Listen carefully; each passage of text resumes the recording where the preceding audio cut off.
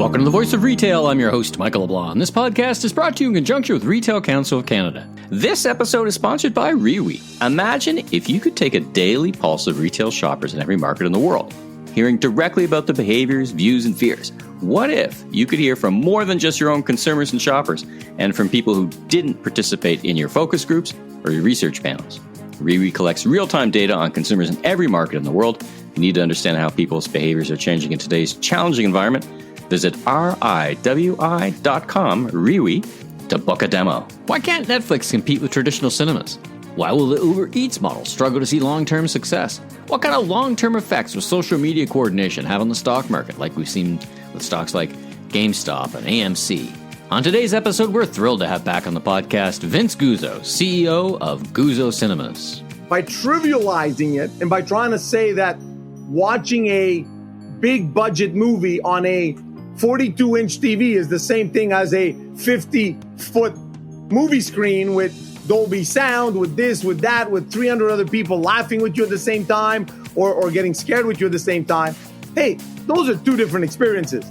You might also recognize Vince as one of the skill investors on CBC's Dragons Den. We get the chance to discuss his thoughts on the evolution of consumer behavior during and after COVID and how our new habits will impact the way we work, live, and invest now and in the future. Let's listen in. Vince, welcome to the Voice of Retail podcast. How are you doing? Great. Thank you for having me. Well, I should say welcome back. You and I talked in the before time, pre-COVID. So it's great to have you back on the microphone again. And a lot has transpired between the last time we spoke and today. So it's great to catch up. How are you? Are you well? It's an interesting time for sure, right? So, health-wise, I'm very well in the sense that I've actually shed a few pounds. And, even though we've been confined at home or at the office, I have not overeaten and I've not under-exercised. The COVID-15, as they've been calling it, right? That's right. But on a mental side, I'm also very well. I'm actually surprising myself in the sense that I had forgotten those really, really stressful times that entrepreneurs go through at the beginning of their business and so forth. So sometimes you ask yourself, could I do it again? Right? Could I go through that crazy period? And seem to be doing fine. In fact, I have a lot of friends calling me up and say, I can't even believe you haven't flipped your whatever, your lid or whatever. Yeah. And so, I think I'm doing fine there on an economic basis. I mean, nobody likes the bleed that we're having, but it is what it is. I mean, it is a bleed. We're managing to build equity on it. We've got tons of projects. I would say 90% completed. So I think when we do get out of this craziness, you'll see, Cinema Guzzo or Vince Guzzo in many other things that people didn't realize that we could be doing or that we could be in. I was interviewing a Bain consultant, and he talked about this as a 6-month mulligan. In other words, it's an inflicted or enforced time where you get to reflect on, am I doing all the right things? And, you get out of the meat and potato of operations and you get back into visioning, right? You're right. I mean, one of the things it's allowed us to do is look back at some of the supply chain, renegotiate some of those deals. I mean, every year you get these increases, based on inflation and whatever. But sometimes you just say to yourself, okay, it doesn't matter, right? And you don't you're not as lean as you want to be. So now we're going to come out of this a lot leaner. Yeah. We're going to have more fat on the balance sheet, but we're going to be a lot leaner in operations. So we think we can trim that fat very quickly once we're out of this craziness. And given the importance that retail food will take in 2021 and 2020, I think we'll be able to almost double our annual revenue as a consolidated group.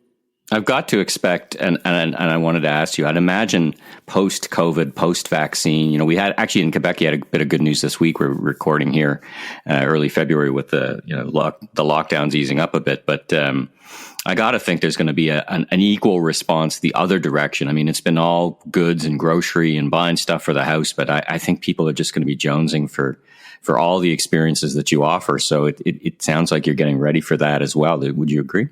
Yeah, I would tell you the best comparison I can give you is right after the Great Wars, where you had a big boom.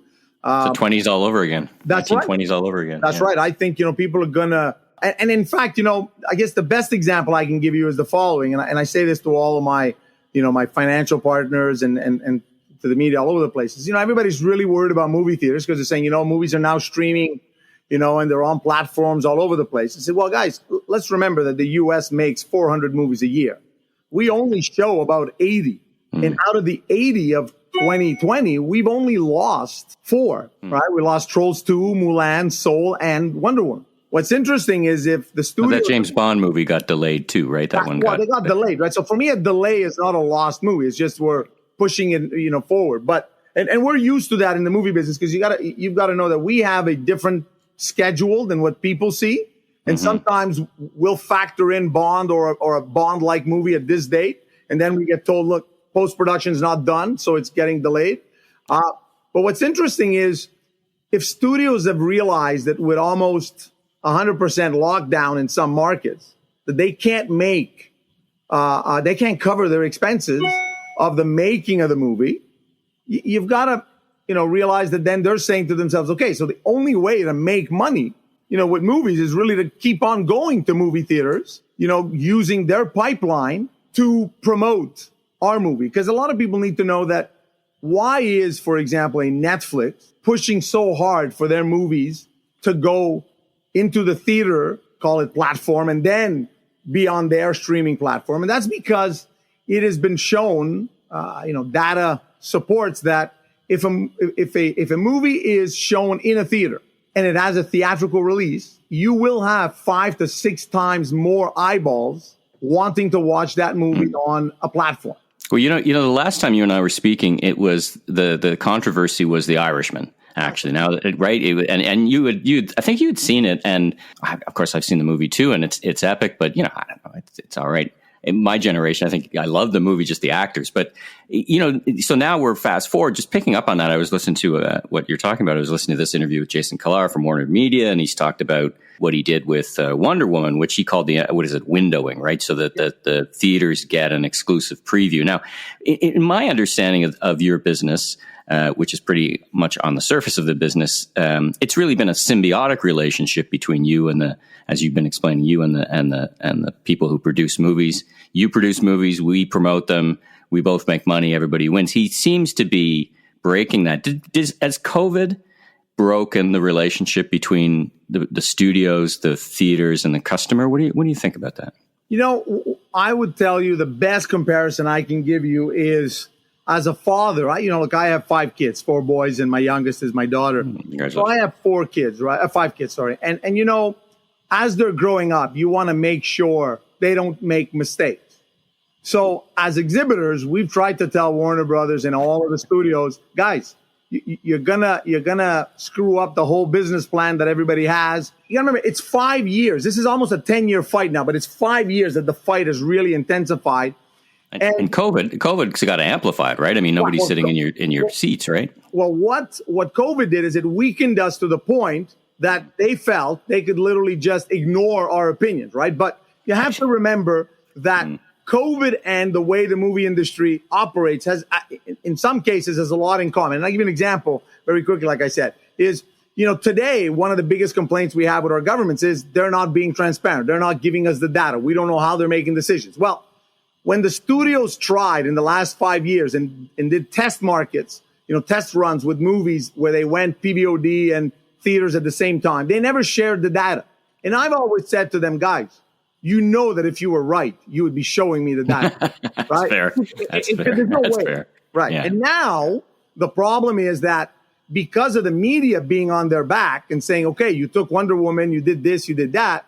Yeah. What's the result? Now they're like, oh my God, like, how do we now justify? How do you walk it back, right? That's right. Because the truth of the matter is Wonder Woman at $65 million is a flop. Wonder Woman should have made $100 million opening weekend in theaters. Have you seen it? It's a good movie, right? I mean, well, let's put it this way. For you and I, it may be a good movie, but for my kids, my oldest is 23. Was 23 yesterday, and then my youngest is 10. they thought it was a little too vintagey feeling.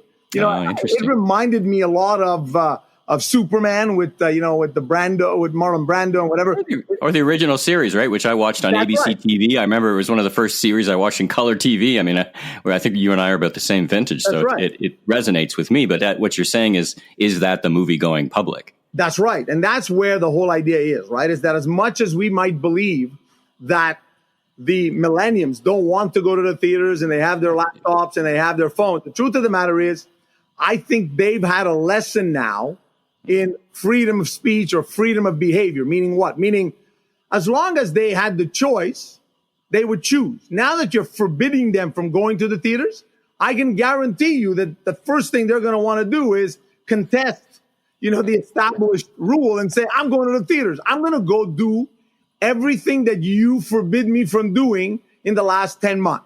And now, so can you see a day though when the studios say, "Listen, I'm not going to window though, so let's let the customers choose. I'm going to release it on what does he call HBO Max, some terrible brand name, and the theaters at the same time, right?" Can you see that day, or what do you think? I'm going to tell you, I see a day where you're going to have a 30, 60, and 90-day window where you're going to have floating prices, meaning a 30-day window movie will be worth this, and a 60-day will be worth a little more, and a 90-day will be worth more because of the exclusivity part of it. In other words, what they did with Mulan, right? Disney kind of did that with Mulan, right? A $34.95 ticket to watch it online, and then eventually it just becomes part of the subscription, right?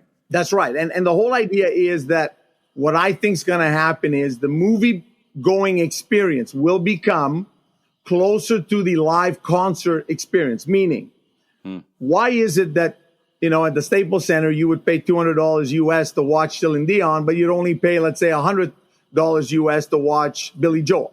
One's not necessarily better or worse than the other. It's that one has more of a perceived commercial value for a greater amount of people, so you can charge more.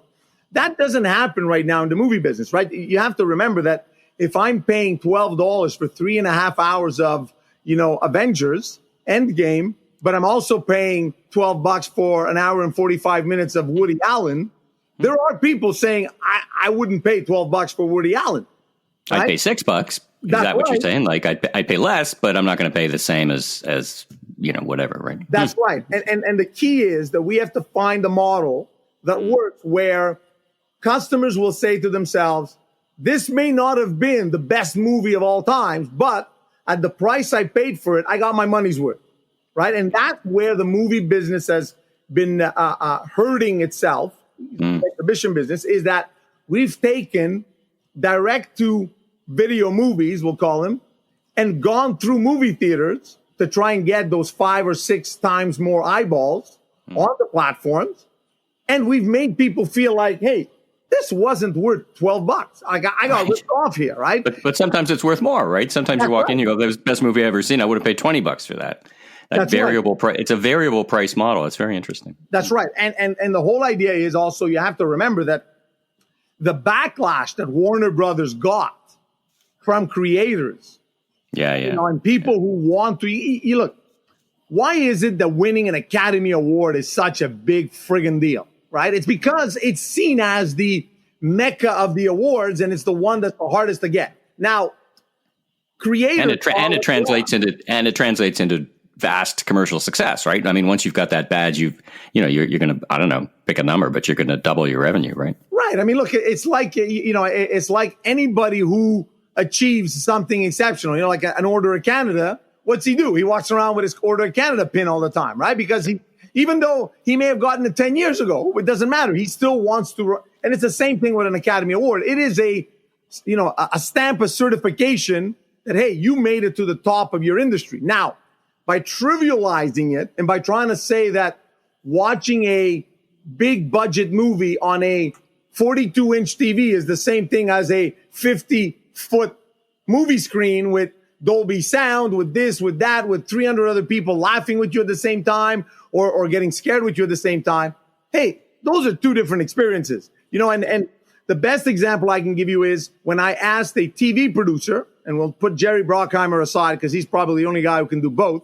But I asked a very, very successful TV producer of French-Canadian TV, and I said, you think you could make a movie and then, like sort of do a circular motion where you have a season, then your season finale is a movie, and then you're opening up with the movie the next season, and, and sort of drive people from home to theaters, from theaters back to home to watch your show. And they tried it. And the problem is that it's two different ways of telling a story, right? I have 15 episodes of 45 minutes to tell you a story. I only have an hour and 45 minutes, 2 hours and a half to tell you the whole story. It's a very different craft, right? It's a different craft. It's two different art forms. Yeah. Two different, people seem to give more of a chance at storytelling in a movie theater than they do on TV. It is what Scorsese tried to do, I think, in The Irishman. The Irishman is 3 different movies put together, right? It's like a series of 3. I mean, there's 3 demarcation points in it. Let me step back for a sec. I just wanted, so for the audience that may not know, last count, I think when we were talking, you had 10 theaters, but I think you opened Megaplex Saint-Jean. Is that 11 now that you've got in from? No. So what we did is in early 2019, we closed one of our very old 8-plexes and had started construction on our brand new 12-plex in Saint-Jean. That theater was supposed to open in the summer of 2020. The problem is that we, because of the restrictions, we've had to slow down some of the construction progress. And then out of sheer intelligence on managing burn rates, we said, why do we want to finish 100% of the finishings, the installation of equipment and so forth when we're sitting here not knowing, right? No cash flow, and who knows when the cash flow is going to come, right? That's right. So, we have all of the, the monies that we need to finish that theater, but we're burning it slowly because we want to make sure that when that theater is ready to go is when the movie business has come back in a big way. The last thing we need is to open that theater in, for example, Easter of this year, and then all of a sudden we're shut down again a few weeks later because of whatever reason. Or have nothing to play because the studios hadn't yet released the big shows, right? I mean, one of the other. Let me step back. It's a great discussion on the theater business. Thank you for that. It's such an interesting business. It touches us all one way or the other. Stepping back into your role as an entrepreneur, as a business person, I'm trying to get a sense from executives I talk to as they step back and understand consumer behavior and the things that are going on in business and the economy. You've got construction, hospitality, and entertainment. What changes do you think are going to be permanent versus like permanent structural changes to how you operate and how business works and how people behave? Kind of a broad question versus, everybody's adjusting right now. I mean, you're in Quebec, so you can't go out past a certain time. These are weird days. They fortunately won't continue forever. One of the things, for example, I've heard often is this work from home movement, to pick one. In other words, that really didn't exist pre-COVID, but now most people are saying, listen, I think, only 2/3 of people are going to go back. That seems to be a permanent change. Anything jump to your mind as a permanent change thanks to this 18 months or 2 years of the COVID era that you've been thinking about? So I think I'm actually maybe going to go against this trend here. And if you watch Dragons Den, you'll know that Lane Merrifield... That's not unusual. That's not unusual for you. Lane Merrifield and I disagreed about will we ever wear suits again? Will we ever go back to the...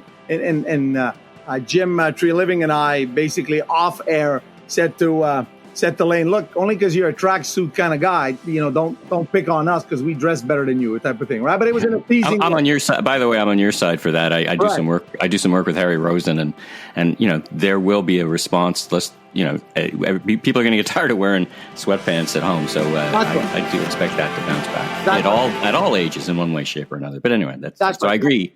I agree with you there. So one of the things that for example has changed for me is I was not a very big casual guy, so I still wear my suits. I'm at the office today and I'm wearing my shirt, and I was never a tie guy, so that's okay. But now that when I dress casual, now I go even more casual, right? So those are things that I think people will now keep. But when it comes to work, when it comes to the workplace, I'm telling you, I don't care what people are saying. I can tell you that I'm heavily involved in the real estate business, and I can tell you that office space is now everybody's getting ready for the return back to work. And I'll tell you why, because when we first went on lockdown and started working from home, everybody wanted to make sure that we continued getting paid for working at home. So everybody put their effort in it. I think that as time passed by and we all took it for granted, I did some financing in the middle of COVID. The early financing took me a month to do. The middle financing took me 3 months to do.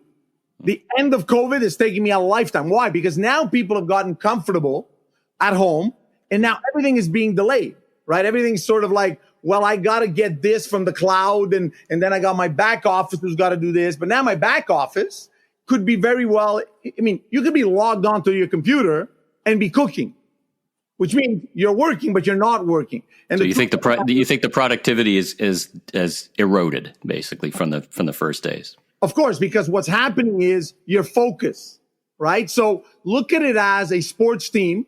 Why does a sports team not allow its athletes to just train by themselves and then just show up for game one? It's because we need to make sure that you're motivated, that you're part of the team, that everybody's working in sync to accomplish a goal. The best way to do that is not to have Zoom after Zoom after Zoom after Zoom. It is about interchanging. It's about the human connection.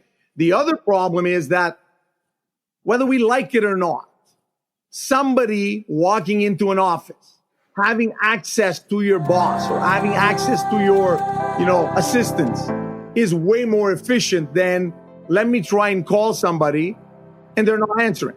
Yeah, it matters, right? I mean, being there matters. That you got to showing up. It's not just about a bum in a seat for 8 hours a day, right? It is the dynamic in the office. You're right. I mean, the smart money is definitely going. You hear some .com firms saying, "Well, never be in the office." I don't believe that. And you see the big Facebooks. They're buying, Hudson's Yard. They're buying real estate like it's going out of style.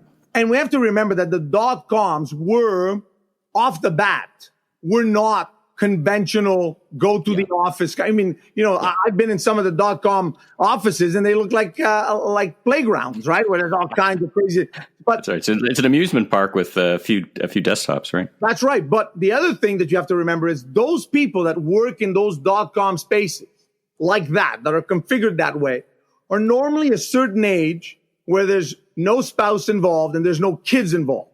Because now your dynamic changes totally when you got to be home for 5, 6, 7 o'clock to help your spouse with the kids, help for dinner and whatever. So all of a sudden, you can't show up late at 11 o'clock at work and work till 2 in the morning because you got somebody at home who's expecting you to interchange with them, right? So there's things I always like to say that there's a way of working for every age group.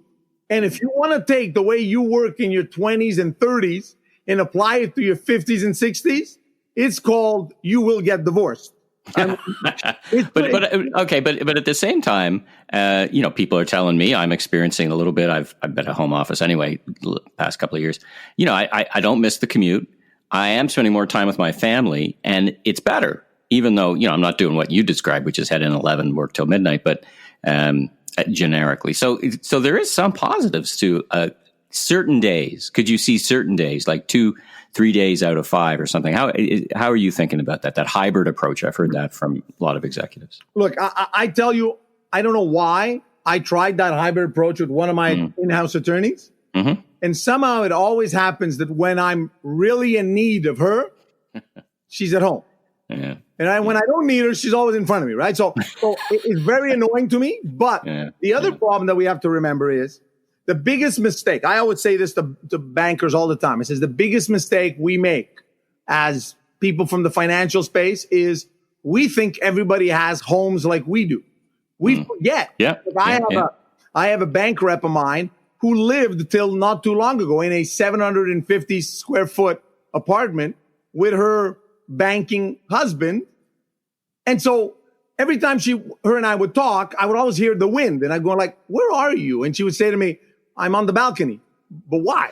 It's private conversation. That's right. We can't be heard together. Right? So now put the kids into that. You said you have a home office. My home office is probably bigger than the average Canadian home. But that's because I built it that way many years ago, because I always work. I work 7 days a week, no matter if I'm on holidays or not.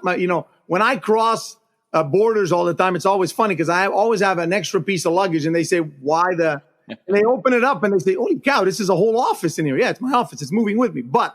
You're like Ted Rogers in that way. I worked for Ted Rogers at Rogers, and I remember him once. We were in a meeting, and it was a Friday, late Friday, and I was kind of on the periphery of the meeting. But he said, we're not going to see each other this weekend. I'm going to miss you. And he was very genuine about it. He was a 7-day a week, and his funny quirk was, he's like, "What do you mean you don't want to be here on Sunday?" He was an interesting cat. You sound like, you run an office and you have a lot of respect for family but there's things that you need to get done. Listen, I can't have you on the mic as an investor, entrepreneur, without asking you a little bit about what do you think about what's going on with this, this arbitrage, whatever you want to call it, GameStop. I saw AMC theaters kind of on the periphery of this. What do you think about what's going on? I don't know if you invest in the market or you invest in yourself, but do you have any thoughts on what the heck is happening with this crowdsourced driving up and down prices in the market on these stocks?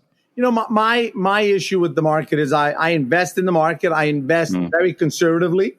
Through my friendships over the years with Jason Kenney and a lot of people in Alberta, I'm a big oil guy in the sense I have a lot of money in oil, because I don't see oil only as the produce that makes my car go or that heats my home. I see it also as it's part of foam. It's part of, PVC products are made with petroleum extracts, right? So I see the advantage of that. My big problem has always been the tech space.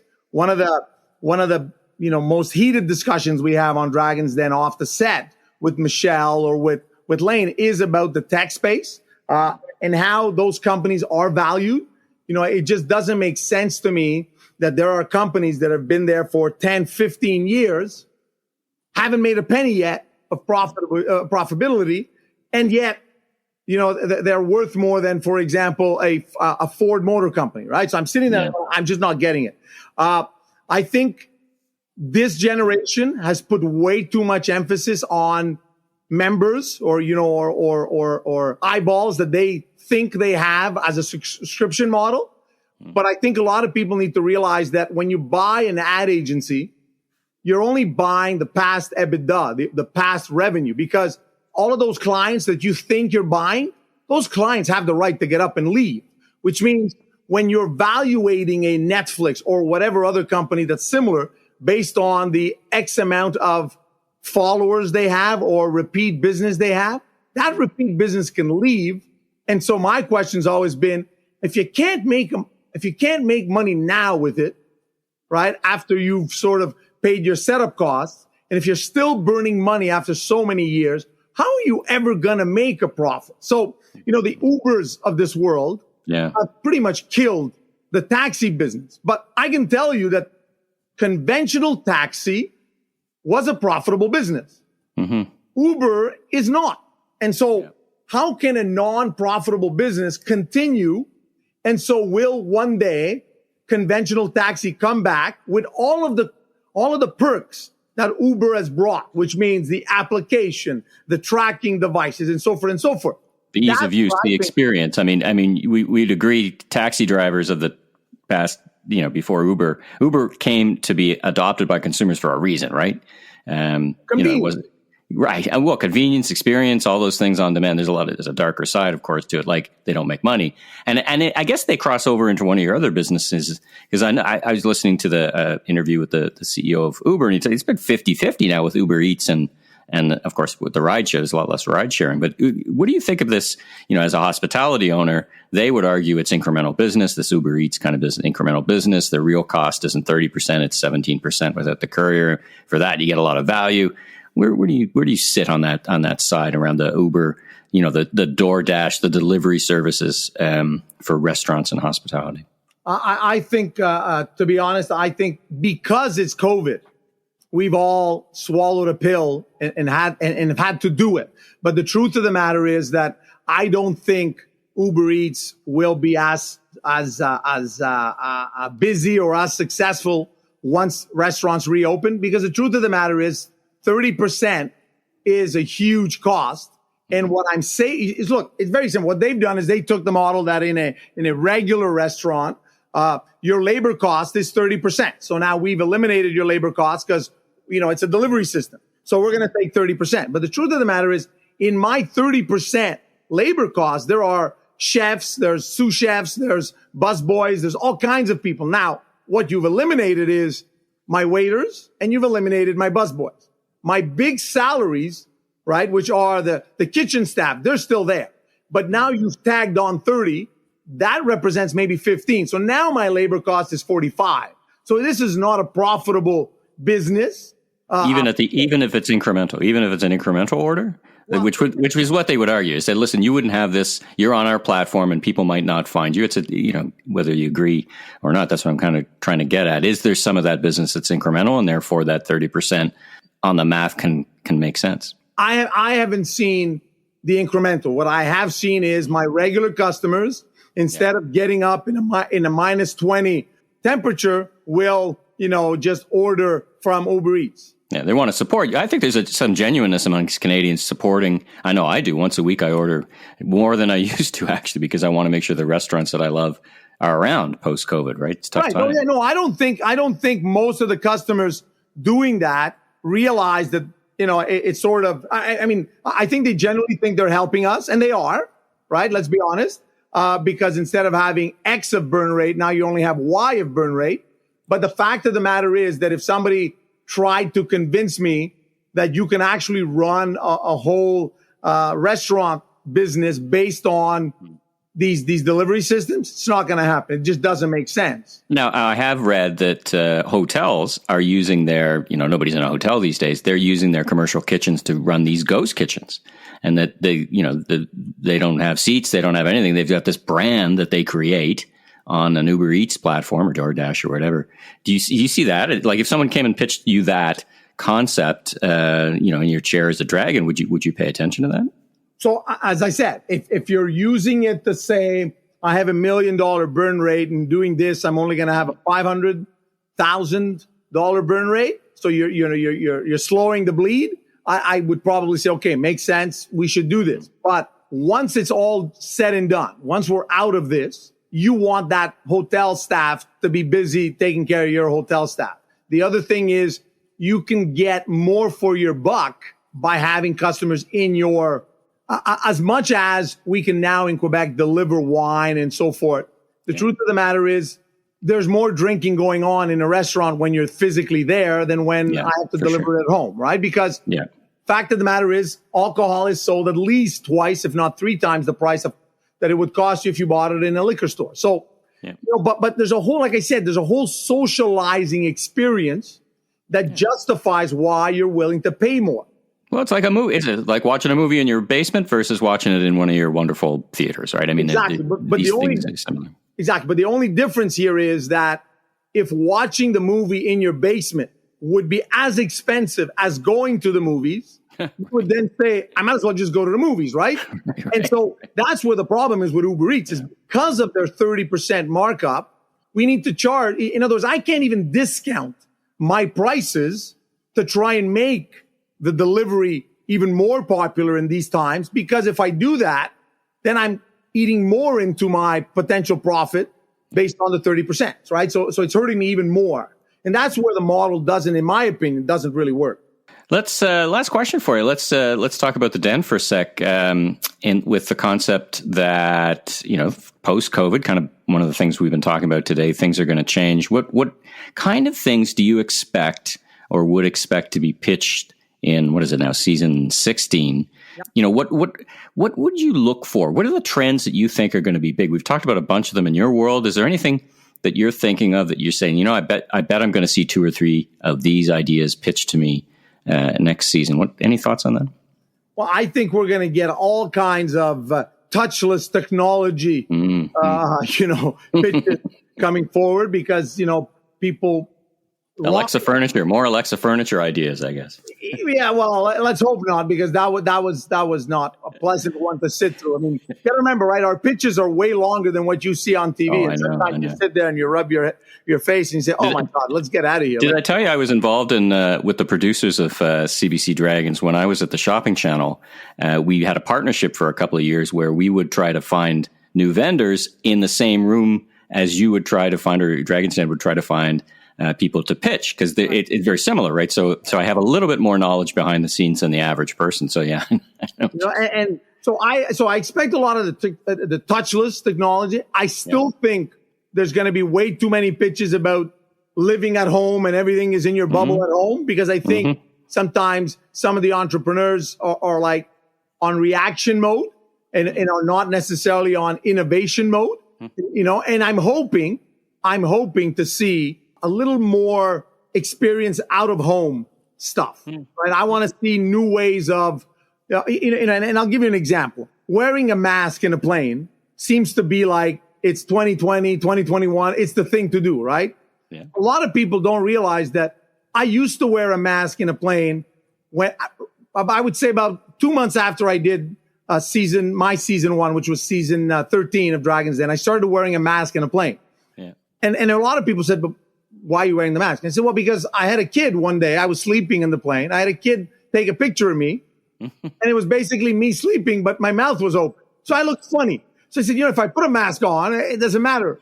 And so I made these masks that said, hashtag listen to me. And so it looked like I was being innovative. So will I be wearing masks past 2021? Yeah, because for other reasons, though. It had nothing to do with COVID, nothing to do with. So there's ideas that have been created during COVID that will be adapted for the future. But while keeping all that in mind, I still believe that for anybody who thinks that their idea is sort of a result of or a thought process about we will never shake hands again, those people, I tell you now, you are totally unequivocally delusional.